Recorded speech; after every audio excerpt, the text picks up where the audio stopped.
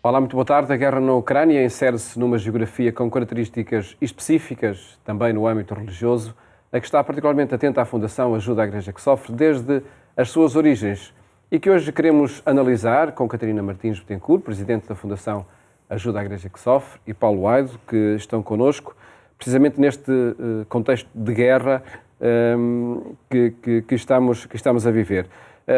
Antes de mais, interessa-nos contextualizar o que está a acontecer agora, Paulo Aido.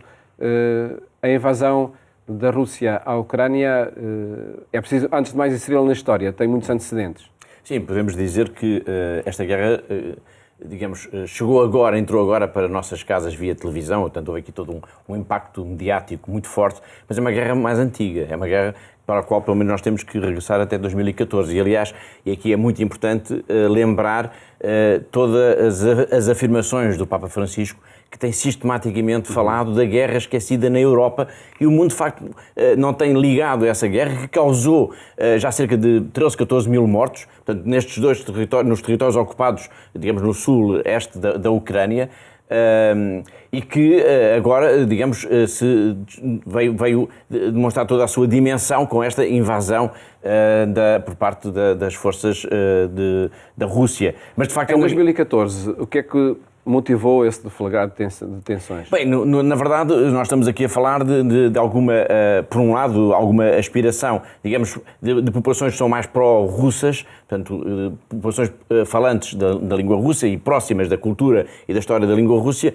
que estão nessas regiões que foram ocupadas, Donetsk e Luhansk, e também na zona da Crimeia, e que, digamos, manifestaram sempre essa aproximação com a Rússia, e houve ali movimentos, digamos assim, de independência que foram sempre apoiados de alguma forma também por Moscovo e deram origem a movimentos separatistas e, portanto, nasceu aí, digamos, isto de uma forma muito simplista, digamos, nasceu aí, de alguma maneira, este pequeno vírus, chamemos assim, da guerra que opõe a Rússia, os interesses da Rússia, os interesses geoestratégicos da Rússia com os da Ucrânia. Que se quereria ligar mais à Europa, à União Europeia, Exatamente, exatamente. Portanto, que podemos falar que há aqui que tudo isto também remonta um pouco, quase podemos dizer, à União Soviética, porque com o desmembrar da União Soviética em 1991, digamos, a Rússia perdeu um centro nevrálgico de poder que dependia de Moscovo. Moscovo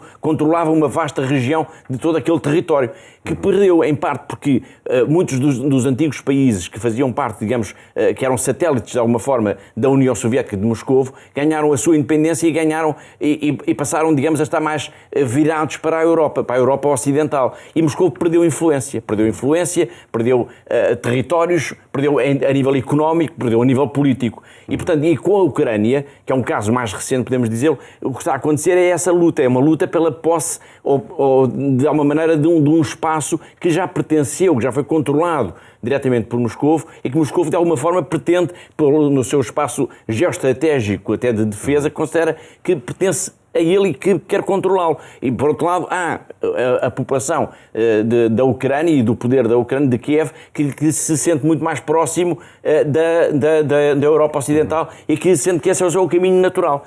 É um confronto. E quer, enfim, garantir a autonomia da sua identidade e da sua história, e que, Catarina Martins Betancourt, este conflito em 2014, mas podemos já, enfim, olhar as décadas passadas, desde o início da Fundação Ajuda à Igreja que Sofre, no contexto da Segunda Guerra Mundial, que é para o leste também que volta muito as suas atenções para a ajuda aos cristãos naquela região.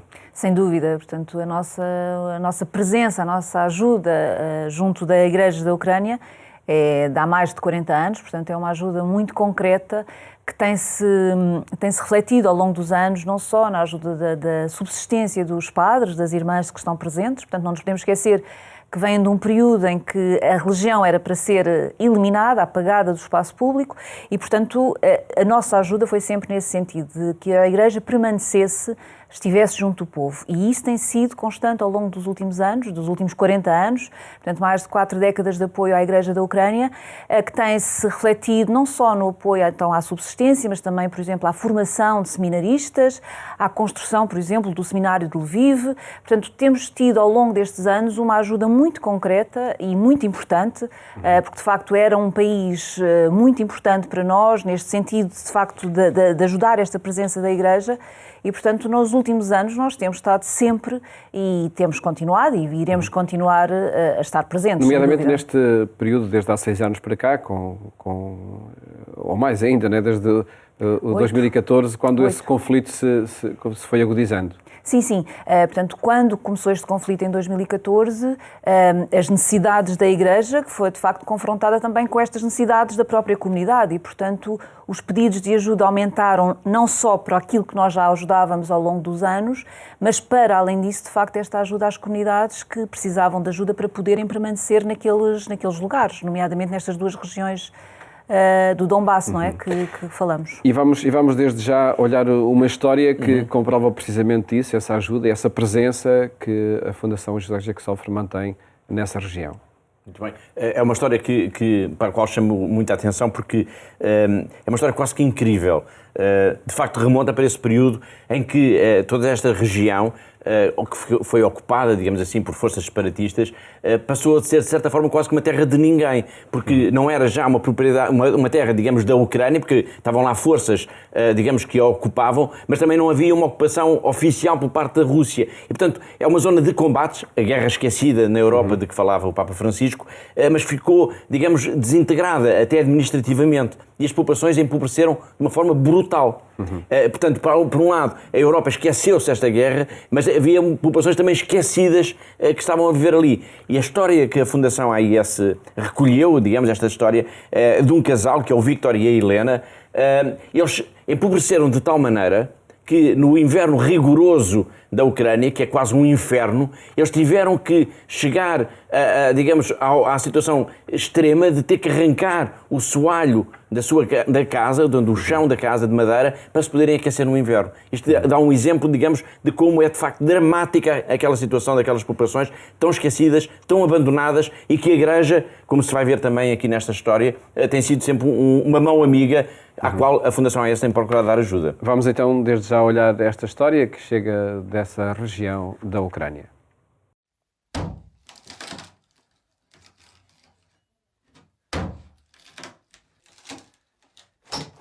Трудно. Единственное, трудно. Материально трудно. Сидим без вода, без света, на свечках.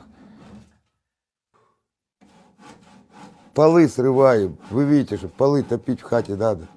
Воровать не никогда.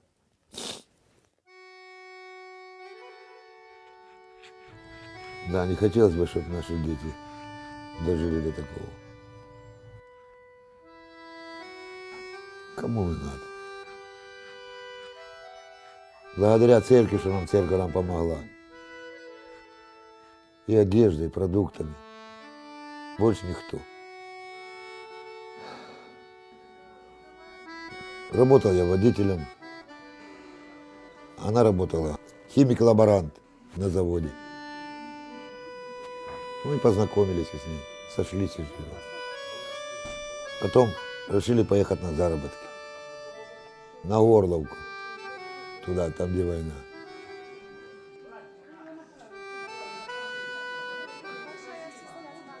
Там работы нету, вернулись сюда вот и живем здесь.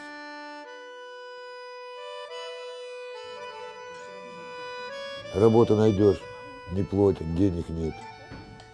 Вот жена тоже ездила на заработки, на полгода, денег нет. Вернулась домой. Полгода проработала, ничего не платили. Получала детские, отменили. Я получал пенсию, отменили.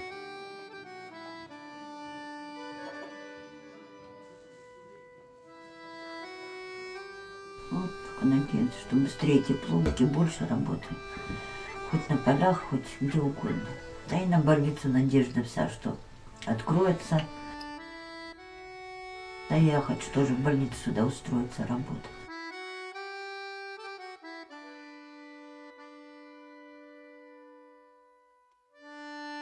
А это нам до завтра.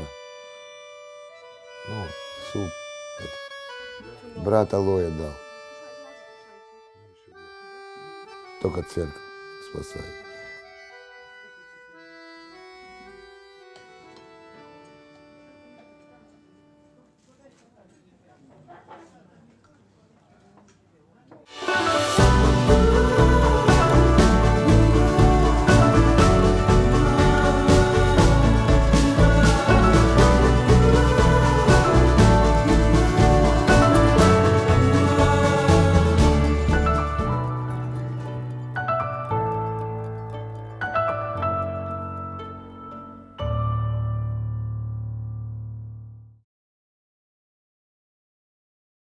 Uma história que mostra, Catarina Martins, que de facto é necessário proximidade, ainda mais agora, após estes conflitos, necessário continuar a proximidade desta região. Sim, sem dúvida, e agora com o conflito que estamos a viver, ainda mais zonas se irão juntar a esta necessidade de ajudarmos a Igreja, porque de facto, e é esse o testemunho que temos recebido dos nossos parceiros no terreno, é de facto que há cada vez mais pessoas que procuram a Igreja para poder sobreviver e, portanto, a Igreja continua de facto a ser, foi ao longo destes anos, esta tal mão amiga que o Paulo falava agora, mas nesta situação precisa de ser ainda mais esta mão amiga, maior presença e uma maior ajuda, uma maior disponibilidade para ajudar à própria sobrevivência. E que presença tem a Igreja nas suas diferentes comunidades, seja os ritos latinos, os ritos greco-católicos, a Igreja Ortodoxa, que diferentes presenças têm naquele contexto? Em contexto de guerra agora, não é? Sim, portanto, há vários ritos na Ucrânia. O que nós sabemos é que, apesar das suas diferenças, as igrejas estão unidas neste sentido de que o mais importante agora são as suas comunidades, esta ajuda na sua sobrevivência, e sem esta ajuda, sem esta união das próprias igrejas, não será possível, portanto, as comunidades também sobreviverem e, portanto, manterem-se presentes. Por isso, mais do que nunca, é necessário estar unidos com todos os ritos, com todas as igrejas presentes, para que, de facto, elas possam estar no terreno e possam ajudar aqueles que mais vão sofrer com esta guerra.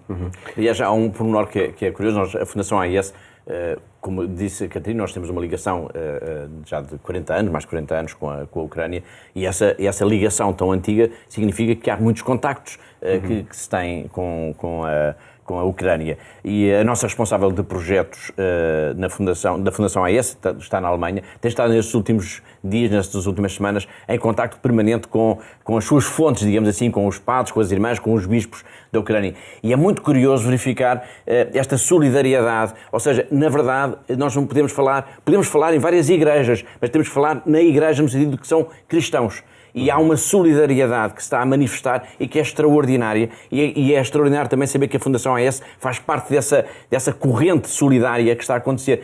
Muitos padres, muitos bispos transformaram as caves das suas igrejas em bunkers para apoiar as populações. Há populações que estão refugiadas lá, que recriaram-se os canais, digamos, de recolha de alimentos, de bens de primeira necessidade para proteger as populações. Portanto, todo este novo canal, digamos, de solidariedade que a guerra está a produzir, está a ter um efeito que é fazer ainda aumentar mais, renascer a fé deste povo ucraniano, porque sente que na religião eles são todos unidos. É uma mesma barricada. Acho que isso é um elemento que é importante. Em todo caso, é uma barricada que está ameaçada, não é? Seja do próprio património religioso, seja das comunidades, pela fuga das populações. Sem dúvida. A Igreja, nos seus diferentes ritos, está em risco na região? Bem, assim, nós temos notícias de que, por exemplo, quando nós estamos neste momento a falar, não é? Sim. De que há igrejas... De facto, há uns dias antes de estarmos a emitir. Exatamente. E com o ritmo avassalador das notícias, portanto, não sabemos se vamos estar desatualizados um pouco, mas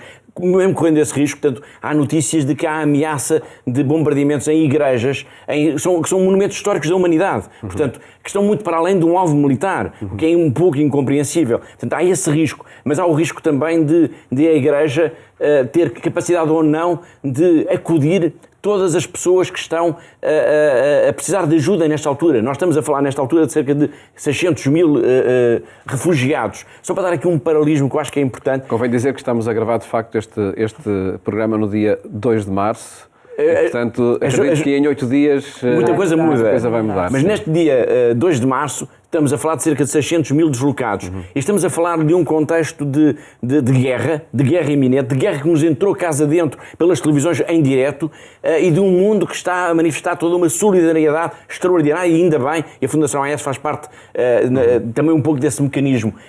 Estamos a falar de 600 mil refugiados. Só para dar aqui um paralelismo, a Fundação AES tem manifestado também sempre e tem campanhas em curso, por exemplo, para apoiar a igreja em Moçambique. Em Cabo Delgado há mais de 850 mil deslocados. Fala-se que poderão chegar a 1 milhão. E estamos a falar de população que é apoiada por uma das igrejas mais pobres do mundo. A Fundação AES tem alertado porque é muito importante perceber que há muitas guerras a acontecer, o Papa Francisco falou nisso também agora, e portanto a nossa solidariedade não se pode apenas canalizar, e deve-se canalizar para a Ucrânia, mas não podemos esquecer as outras guerras esquecidas que há no mundo. Estes 600 mil aconteceram no espaço de uma semana. De uma semana, é dramático, de facto. Exatamente. Eu acho que também é importante aqui referir que os testemunhos que vamos recebendo é que os padres, as irmãs que estão no terreno não querem sair. Portanto, enquanto a comunidade estiver, enquanto a comunidade quiser estar presente, e é isso nós temos assistido, muitos deles querem permanecer, portanto, a Igreja também não vai sair e vai ficar ao seu lado. Portanto, isso é muito importante também transmitir esta vontade de estar ao lado de quem está a precisar, que é a comunidade, e portanto, é para eles que a Igreja também tem estado presente e quer continuar a estar presente. E será uma forma de manter ligação, de facto, a essas geografias.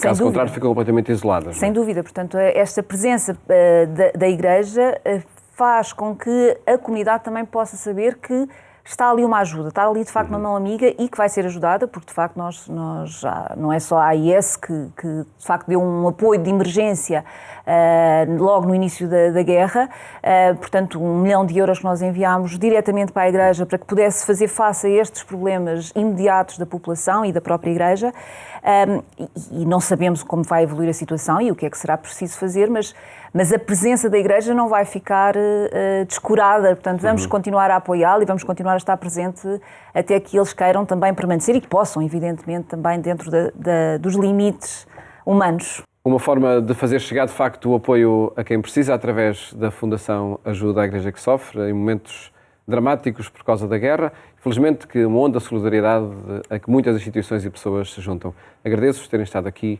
neste programa e felicidades para esse trabalho de solidariedade. Destacamos ainda outros temas da atualidade neste nosso programa. É uma mensagem do Papa para os jovens que preparam a Jornada Mundial da Juventude em 2023 e é também um apelo à criatividade. Queridos jóvenes, buen día. Estoy mirando hacia agosto del 23, un año y algunos meses. Y estoy mirando a Portugal, estoy mirando a Lisboa, estoy mirando a Fátima, estoy mirando el encuentro de todos ustedes. Y ya ustedes en Portugal y en los diversos países están trabajando como voluntarios mirando siempre a lo mismo. Y no es fácil. No es fácil porque estamos de crisis en crisis. Salimos de una crisis de pandemia, entramos en una crisis económica y ahora la crisis de la guerra, que es de los peores males que pueden suceder. En medio de todas estas crisis, ustedes tienen que ir preparando, ayudando a que el evento de agosto del 23 sea un evento joven, un evento fresco, un evento con vida, un evento con fuerza, un evento creativo. No vivan de renta de lo que se hizo en otros encuentros. Ustedes tienen que crear el encuentro. Si ustedes no son creativos, si ustedes no son poetas, ese encuentro va a salir mal. No va a ser original, va a ser una fotocopia de otros encuentros. Y como decía este joven beato italiano, cada uno de nosotros tiene que ser un original, no una fotocopia. El encuentro tiene que ser original, con la impronta de todos ustedes. Ustedes lo tienen que crear. Anímense y vayan adelante. Las crisis se superan juntos, no solos. Y las crisis nos ponen a prueba para salir mejores. Porque iguales no se sale de una crisis. ¿Salimos mejores o peores? El desafío que se nos pone hoy es para salir mejores. Y el mejor de ustedes es ser creativos. Ustedes son creativos, ustedes son poetas. Hagan esa poesía de la creatividad mirando agosto del 23. Los acompaño desde acá. Rezo por ustedes. Y ustedes háganlo por mí. Y rezo por todos los jóvenes que van a participar, ya sea personalmente, ya sea por medios telemáticos. Rezo para que este encuentro sea un encuentro fecundo, que cada uno de nosotros salga mejor de como fue. Y le pido por favor que recen por mí, porque yo también necesito que me sostengan con la oración. Que Jesús los bendiga, que la Virgen los cuide. Hasta agosto.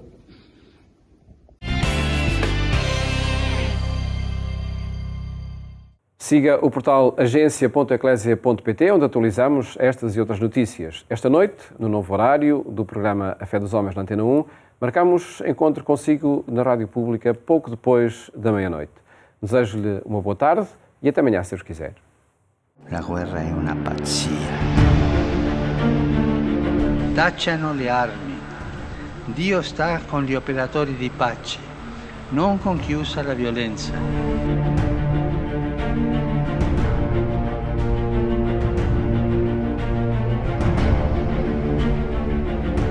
La regina della pace preservi il mondo dalla follia della guerra.